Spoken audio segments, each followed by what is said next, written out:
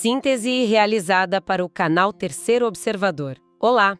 Hoje a gente vai fazer mais uma análise profunda de um texto milenar, mas usando uma lente interpretativa bem diferente. Exato, e é uma lente super necessária. Sim, o nosso material base hoje é uma reflexão do professor Léo Salles, que é teólogo, escritor e psicanalista. O foco dessa nossa análise crítica é aquela famosa passagem de Mateus 13:31, sabe a parábola do grão de mostarda?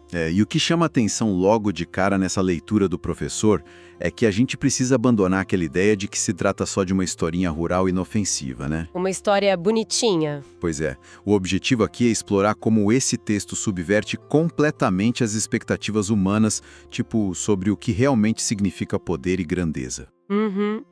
O autor até dá bastante ênfase a algumas palavras originais em grego, como cocos e sinápio.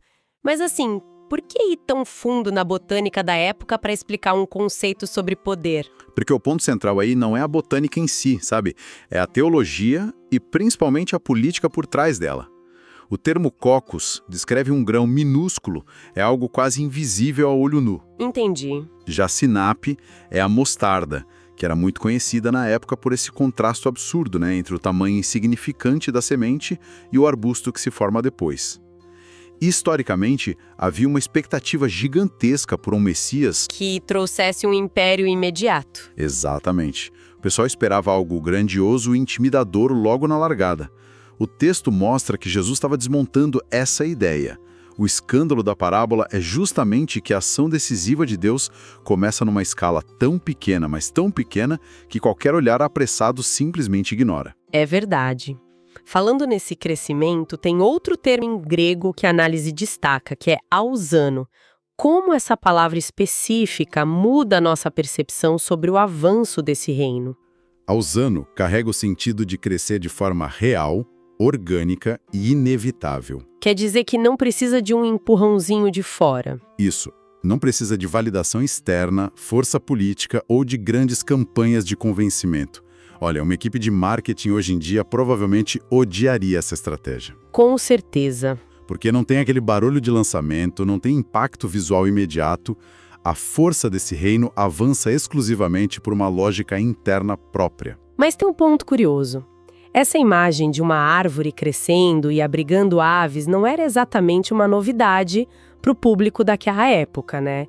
O autor cita profetas do Antigo Testamento, como Ezequiel e Daniel, que já usavam essa metáfora. Sim, e essa é a grande ironia que o texto original carrega.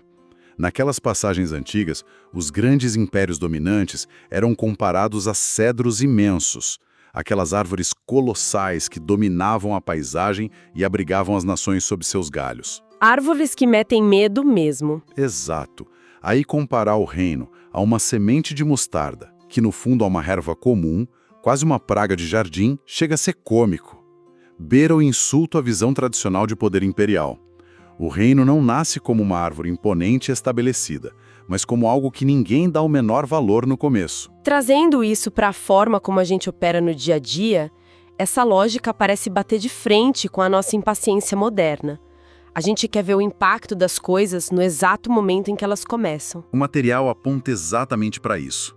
O texto corrige duas manias humanas muito fortes.